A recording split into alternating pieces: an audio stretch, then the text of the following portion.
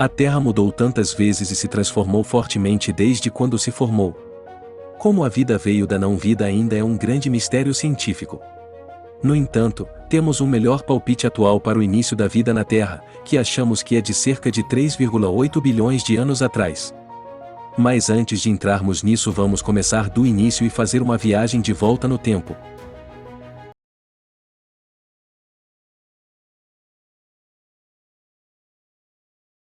A Terra nem sempre existiu, e ela nem sempre foi hospitaleira para a vida. Aproximadamente 4,6 bilhões de anos atrás, nosso sistema solar era apenas uma nuvem de poeira e gás conhecida como nebulosa solar. E cerca de 4 bilhões e meio de anos atrás, o sistema solar se estabeleceu em seu layout atual. O núcleo rochoso da Terra se formou primeiro com elementos pesados colidindo e unindo material denso. Afundado no centro do protoplaneta e material mais leve acumulado na crosta, a Terra sofreu um grande impacto em algum momento durante sua formação, que catapultou pedaços do jovem planeta para o espaço, e formou a Lua, que ocupou a órbita ao redor do jovem planeta. Conhecida como Era Paleoarqueano, quando a Lua ainda estava muito próxima da Terra e provavelmente causou enormes marés de mais de 300 metros de altura. Ventos com força de furacão sopraram pelo planeta e o processo evolutivo começou. A nova Terra era um lugar infernal. Durante este tempo, o fluxo do manto sob a crosta causou o movimento de grandes placas de rocha na superfície do planeta. Colisões dessas placas criaram enormes montanhas e vulcões, que continuamente entravam em erupção, lançando enormes quantidades de lava e gases, e os recifes foram criados nos oceanos. Nesta época o protoplaneta mal tinha uma atmosfera, mas, como o planeta esfriou, a gravidade capturou esses gases dos vulcões. A água foi depositada na Terra por colisões de muitos cometas e asteroides. Uma outra coisa-chave para a vida emergir em nosso planeta, além da água, é onde ele se encontra a partir de sua estrela. O Sol fica no que é chamado de zona de cachinhos dourados, que a coloca perto o suficiente do Sol para permitir que a água líquida exista na superfície da Terra. Antes mesmo que a vida começasse ou tivesse uma chance na Terra, a radiação de nossa estrela era a principal fonte de energia em nosso planeta, assim como é hoje. A Terra primitiva tinha muito pouco oxigênio, se é que havia algum, e teoriza-se que a energia solar forneceu o salto inicial que transformou moléculas orgânicas simples em mais complexas, transformando-as nos blocos de construção da biologia e da vida. A vida provavelmente se desenvolveu em fontes alcalinas submarinas, e provavelmente foi baseada no ácido ribonucleico, um ácido nucleico que está presente em todas as células vivas, em vez do ácido desoxirribonucleico. Um produto químico orgânico contendo informações genéticas e instruções para a síntese de proteínas. Em algum momento durante esse período, um ancestral comum deu origem a dois grupos principais de bactérias e arqueias, embora exatamente como isso aconteceu ainda seja incerto. Por bilhões de anos, micróbios minúsculos e organismos unicelulares evoluíram, e começou a se alimentar de metano há cerca de 3,6 bilhões de anos, e aos 3 bilhões, evidências de vírus foram encontradas. No entanto, alguns argumentam que os vírus podem ser tão antigos quanto a própria vida. Em algum momento durante a história inicial da Terra, o planeta deu uma guinada em direção à habitabilidade quando um grupo de micróbios conhecidos como cianobactérias evoluiu com a capacidade de transformar luz e água em energia, e liberou oxigênio no processo. O oxigênio dissolvido fez com que o ferro nos oceanos enferrujasse e afundasse no fundo do mar, que formaram impressionantes formações de ferro com faixas vermelhas. Mas entre 2,4 e 2,1 bilhões de anos atrás, algo incrivelmente notável e desastroso ocorreu neste ciclo inicial de vida. Os resíduos venenosos produzidos por essas cianobactérias fotossintéticas evoluídas, oxigênio acumulado na atmosfera, causando a morte de bactérias anaeróbicas, levando à primeira extinção em massa da Terra, que alguns chamam de grande evento de oxidação.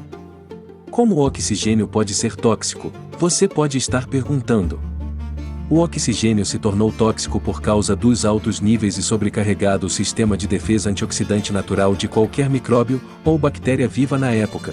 Basicamente, essas cianobactérias na forma de algas comiam até a morte, e causavam uma extinção global. Mas o pior estava prestes a acontecer. Cerca de 2,3 bilhões de anos atrás, a Terra congelou como possível resultado do grande evento de oxidação, e a atividade vulcânica no planeta diminuiu. Ao longo do tempo o gelo derreteu, o que resultou em mais oxigênio sendo liberado indiretamente na atmosfera. Isso deu lugar à era neoprotozoica, onde protozoários, como as Paramecium, amebas e Melanocirilium evoluíram. As primeiras células animais eram diferentes das plantas, e essas células começaram a se alimentar de plantas, e se tornaram os primeiros herbívoros. Mas durante esta era, a Terra congelou novamente pelo menos mais 2 vezes, o que atrasou o desenvolvimento evolutivo. No entanto, a vida encontra um caminho, e durante esse tempo, os vermes, fungos e outros pequenos animais bilateralmente simétricos sobreviveram e evoluíram. Rapidamente para a Era Paleozoica, formas de vida complexas começaram a se desenvolver, incluindo peixes, artrópodes, moluscos e equinodermos. Plantas começaram a aparecer na superfície da Terra, e animais que respiravam ar começaram a andar, rastejar e deslizar em terra, enquanto tubarões, caranguejos e estrelas do mar começaram a encher os oceanos. No início do período Devoniano, os insetos começaram a tomar forma, e as samambaias eram a planta terrestre comum, um peixe pré-histórico sem mandíbula com armadura óssea chamado cephalaspis, e caranguejos, grandes tubarões, peixe-bruxa e peixe-rato evoluíram. Isso deu lugar ao período Carbonífero, onde se pensava que o clima na Terra era tropical, com pouca mudança durante as estações, e deu origem a uma nova onda de estranhas criaturas.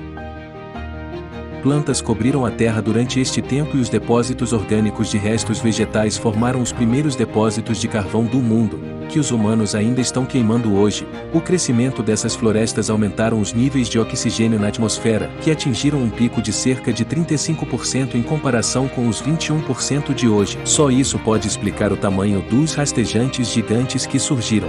Alguns animais e insetos podem ter se desenvolvido na água e crescido como forma de se proteger contra os altos níveis de oxigênio na época. Um deles eram insetos gigantes chamados Meganeuropsis, que se assemelham muito às libélulas modernas, tinham envergadura de 63 a 68 centímetros, e podiam ser vistas nos céus durante este período. Um fóssil incrivelmente detalhado de uma enorme libélula que morreu há 320 milhões de anos atrás, foi descoberto com uma envergadura de 0,75 metros. Centopeias venenosas mortais com 2 metros de comprimento, rastejando como baratas gigantes, escorpiões tão grandes quanto 1 metro. Os anfíbios começaram a se diversificar, e os répteis evoluíram para formas muito parecidas com os lagartos modernos, com uma espinha dorsal, que lhes permitia viver e se mover em terra. Esses anfíbios também eram enormes, e algumas espécies eram predatórias, semelhantes aos crocodilos modernos, armados com dentes afiados e atingindo comprimentos de quase 6 metros de comprimento. E como crocodilos e jacarés modernos, alguns evoluíram para ter uma pele escamosa mais grossa, o que resolveu o problema de seus corpos secarem se estivessem fora da água há muito tempo. E pela primeira vez, os anfíbios evoluíram para botar ovos amnióticos na terra. E isso mudou tudo, pois agora, esses animais podiam viver fora e longe de fontes de água.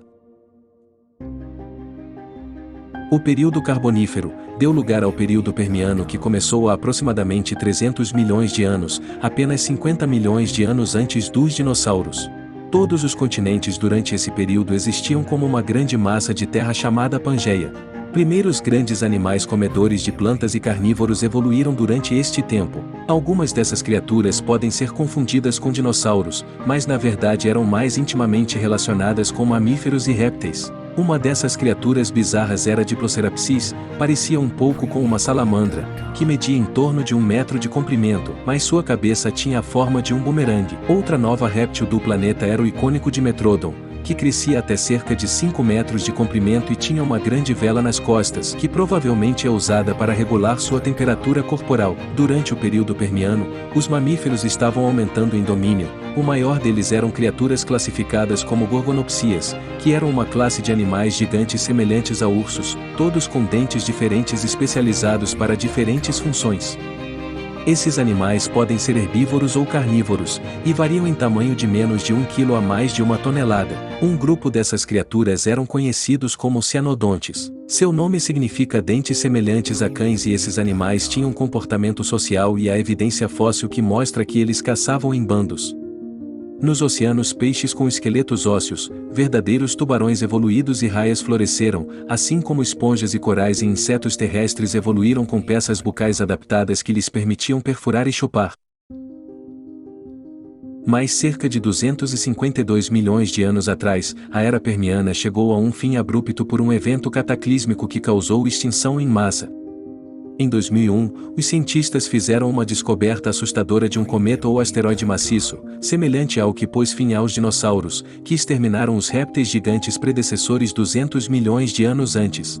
Mas como os cientistas chegaram a essa conclusão? Moléculas de hélio e argônio foram encontradas presas em carbono em altas proporções que só poderiam ter vindo do espaço. Estima-se que o asteroide ou cometa tinha entre 6 e 12 quilômetros de diâmetro. Pesquisadores dizem que o ataque teria liberado a energia 1 milhão de vezes maior do que o maior terremoto do último século. Além desta descoberta, há algumas evidências de que a Sibéria e a China sofreram erupções vulcânicas em uma escala inimaginavelmente massiva, e essas erupções criaram nuvens de poeira e cinzas que bloquearam a luz solar. Não só isso, mas por mais de 1 milhão de anos, 3 milhões de quilômetros cúbicos de lava derramados do solo, cobrindo todo o planeta, em uma camada de 10 metros de espessura. O impacto do asteroide combinado com a atividade vulcânica foi a proverbial explosão de uma espingarda de cano duplo. A Terra voltou a ser um lugar muito infeliz. A combinação desses dois eventos resultou no que é chamado de Grande Morte. 90 de todos os animais marinhos, e 70 de todos os animais terrestres que estavam vivos durante esse período pereceram.